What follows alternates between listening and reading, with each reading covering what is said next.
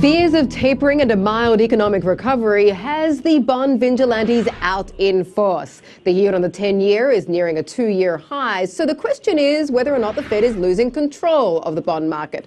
Well, let's start talking some numbers with Dr. Ron Paul. He is a former US representative and a highly respected voice on the economy. So, Dr. Paul, thank you very much for joining us today. You're welcome. Nice to be with you. My first question to you, sir, is are you concerned about the sell-off in the Treasury market? Yeah, I watch that very closely. And the one thing that I've learned over the years and also have learned from Austrian economics is you can predict trends pretty well, but timing is a little more difficult. But it seems to me personally that the bull market in bonds, which has been going on since about 1980, 30-some years, I think it's at an end, and people talk about whether or not the Fed's losing control because they are very, very powerful, especially when you have a reserve currency and especially when we have a wealthy country and a good economy. But I think things are changing.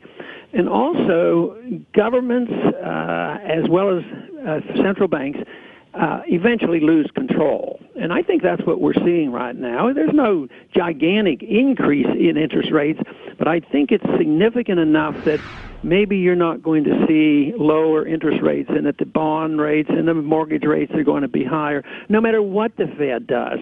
But if interest rates go up in spite of everything the Fed can do to try to keep them down, I think that spells big trouble, not only for our economy, but for the whole world economy. And of course, this all comes at a big time of flux because everybody knows, sir, that the Fed Chief Ben Bernanke is going to be stepping down at the end of the year. So I just want to play a little word play with you here, a little word association on his potential replacements.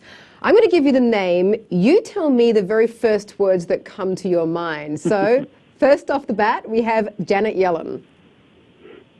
Keynesian economists would do the same thing that the other Fed chairmen have done in the past. Larry Summers.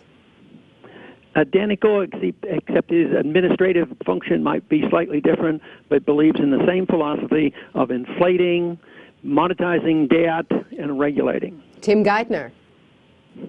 Oh, they're all the same. I mean, they're all Keynesians. They all believe in the central bank. So they vary techniques and all, but I wouldn't see the difference. I think we're missing the debate if we concentrate on the minor differences between and among these individuals, because the real issue should be, does anybody know what the interest rate should be?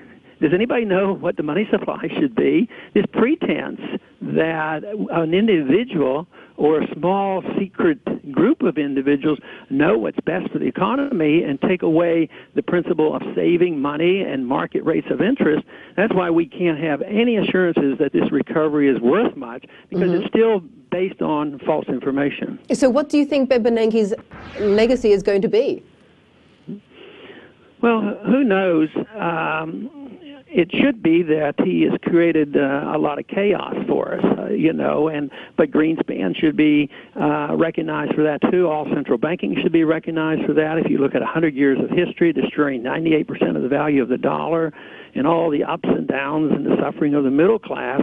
But, history eventually will do that, but whether or not the people will wake up and say, well, it's this whole notion of economic planning through central banking is what is at flaw, which is the flaw in the system.